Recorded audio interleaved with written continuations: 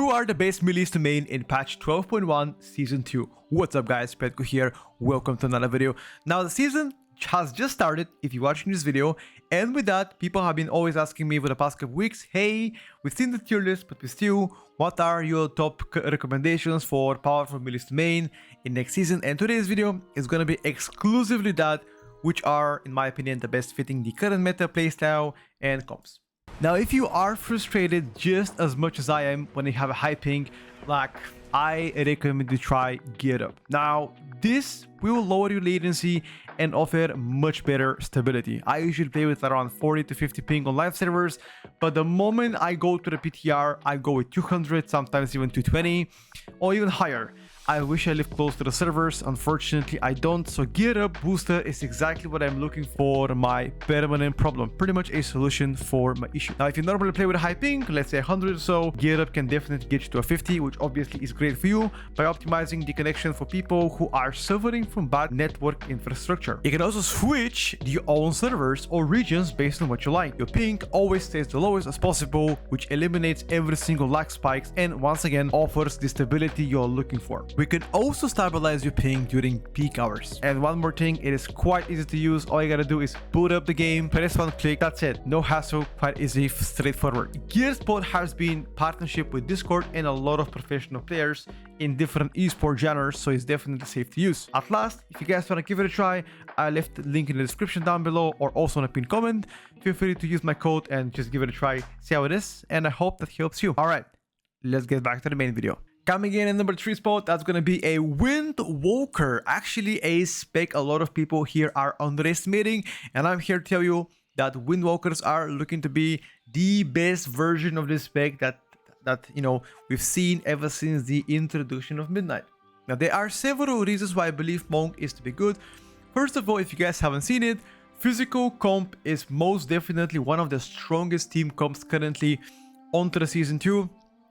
That means warriors, rogues, etc. And Windwalker is fitting perfectly there because they provide Mystic Touch. For the people that do not know, Mystic Touch is a 5% more damage to the entire group only as physical. So if you do physical damage, you're gonna do 5% more. On top of this, Windwalker itself is very competitive in burst damage. It does one of the highest overalls to date. It does extremely high overall AoE damage. It does quite spiky as well, both ST and AoE. I guess the biggest issue here on Monk is concerning their durability. If they cannot lift the highest of the highest keys, they might be replaced by Retribution Paladin or Feral Druid right now. But if you can make it live, if you are able to survive those hard encounters, I sincerely believe they are the best bearer of Mystic Touch. Both Mistweaver and Brewmaster are inferior in terms of power compared to Windwalker. If you do play Mistweaver though, or Brewmaster, one or the other, then in that case, Windwalker might not be your best choice. And after all, remember, I've told you guys multiple times, I find Windwalker extremely fun to play. So not only is it powerful, also it's quite fun and it fits the current physical comps. My third recommendation here is Windwalker. Alright, coming in and number 2 spot currently is Rogue. Now, specifically I'm saying Rogue because all 3 Rogue specs are looking very strong. Now, I have never in my life what I thought that I would say it is, but all 3 Rogue specs are looking to be one of the best DPS specs in the current meta in Mythic Plus. I think the last time that Rogue was so dominant, it was perhaps a very late into the Shadowlands season, or I remember back in BFA we used to play double or triple outlaw rogue. Right now it looks like the meta of rogues might be coming back, because here's the situations where you can play all 3 specs. First of all, let's talk about outlaw rogue.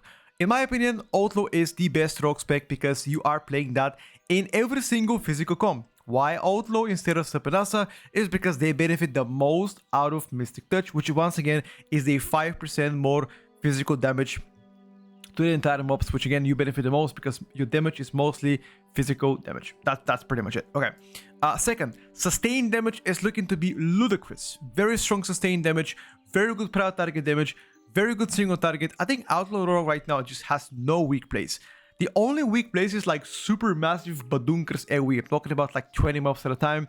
And in that case, obviously there are going to be specs that can do better than you. But any other case, which is going to be 98% of the M plus pools, Outlaw will be absolutely slapping. Yes, it's difficult to play. Yes, it requires a lot of buttons. But at the end of the day, if you really want to excel at this, you just have to get used to it, learn it, and become the best version of yourself. So Outlaw Rogue, my definite best recommendation. The following specs, Sub and Asa, they have their niches. For example, Asa Rogue is extremely good on funneling priority target mobs. Also, sustained damage on Asa Rogue looks to be insane. And I feel like they can fit better in a comps where they have some kind of a hybrid specs. For example, any of the warrior buffs, or having double melee one range kind of situation where you don't really have Mystic Touch. So you don't really have to, think about, okay, I'll lose the value of Mystic Touch because some of my damage is, magical instead of, all physical like Outlaw. So it's really a niche situations for Asa Rogues. But even though they do absolutely incredible overall damage, I feel like there might be less of a better pick compared to Outlaw, at least if you are going to be exploring the full physical comp. Now, speaking about Sub Rogue, I think recently everybody have seen, even during raid, during grading, during current PTR, and plus, Sub Rogue has been doing exceptional, especially after the most recent bug they found out, I think 2 weeks ago, where apparently some of your talents weren't really, working as intended, so they bug fixed it, and that gave you more damage. So now they do incredible burst damage both on single target. I mean, we've seen clips of people doing like 500k single target opener and absolutely decimating bosses. Again, this all shows how strong Sub Rogue can be, and just like Asa Rogue, in the right conditions, under the right team composition, I believe Sub Rogue can be equally strong, if not stronger in some cases, because once again, burst on demand is always going to be better than having good sustain, because burst on demand will capitalize on the important packs and is going to neutralize the targets much more efficient and quicker compared to having better sustain, because most of the time you're never going to wipe on lack of time. Most of the time you're going to be wiping or depleting the keys because you're fighting an important pack, and let's say an interrupt is missed because double caster is leaving, or boss is too hard, and the boss takes too long. So Sub Rogue, I feel like, can be a really good pickup. Yeah, so I think that's about all 3 rogue specs are currently, in my opinion, almost equally strong. And whether you want to play Sub, Asa, Outlaw, it doesn't really matter as long as you're playing rogue. I believe they can be an exceptional, unless they get nerfed. It's possible. But yeah, overall, I'm quite happy with rogue. Hey, just a reminder, if you guys enjoy the content, make sure to subscribe. We're trying to hit 50,000 followers this year. We've been grinding YouTube a lot. And yeah, if you'd like to see more content in the future, make sure you do so. Enjoy the video.